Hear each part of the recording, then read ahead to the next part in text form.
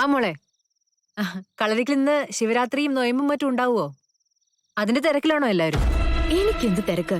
വ്രതവും നോയമ്പൊക്കെ എടുക്കാൻ വേറൊരുത്തിയെ മമ്മി ഏർപ്പാടാക്കി വെച്ചിട്ടുണ്ടല്ലോ. അതാരാ? അവള് തന്നെ, ആ കൃഷ്ണ. കൃഷ്ണയോ? അതെ മമ്മി, അവളിപ്പോ കളരിക്കലുണ്ട്. അപ്പൊ മോൾ എവിടെയാ? എന്നോട് അവള് പുറത്തു പോവാൻ പറഞ്ഞു. ആരുടെ മുന്നിലും കാണാൻ പാടില്ല എന്നും പറഞ്ഞു. ഞാൻ എന്താ മമ്മി ചെയ്യേണ്ടത്? കൃഷ്ണ എങ്ങനെയാ അവിടെ വന്നത്? അതും മോൾ അവിടെ ഉള്ളപ്പോ? അവളെ വിശ്വസിക്കാൻ പാടില്ലെന്ന് ഞാൻ മമ്മിയോട് 100 വട്ടം പറഞ്ഞതാ. ഇത്രയും നേരം അവള് നവീന്റെ കൂടെയായിരുന്നു. നവീന്റെ കൂടെ ഒരുപാട് സ്ഥലങ്ങൾ അവള് പോയി. മോൾ എന്തൊക്കെയാ പറയുന്നേ? അവളുടെ അടുത്ത് ദേഷ്യം ഉണ്ടെന്ന് കരുതി ആവശ്യമില്ലാത്തൊന്നും പറയരുത്.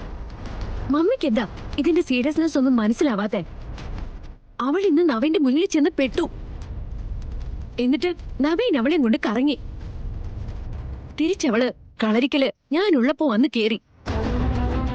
ഇപ്പതേ ശിവരാത്രി നോയമ്പിന് വേണ്ടിയിട്ട് എല്ലാവരും കൂടി അവളവിടെ പിടിച്ചു വെച്ചിരിക്കാ.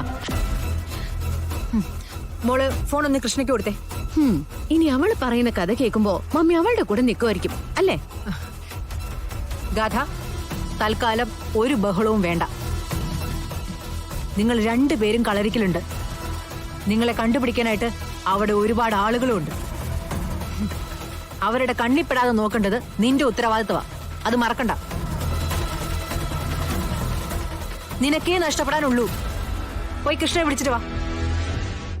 ഞാൻ നോക്കട്ടെ.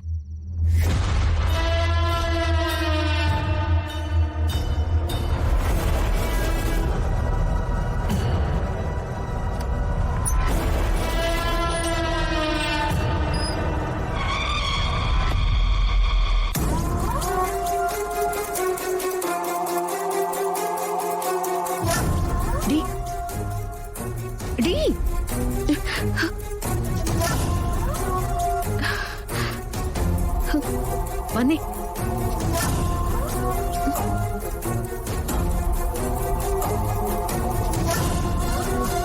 മമ്മിയ ഫോണില് നിന്നോട് എന്തോ സംസാരിക്കണമെന്ന് പറഞ്ഞു.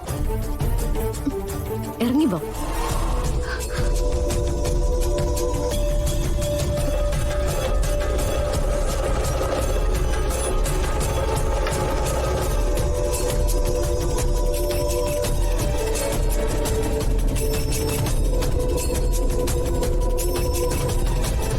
അവളിപ്പോ വരും.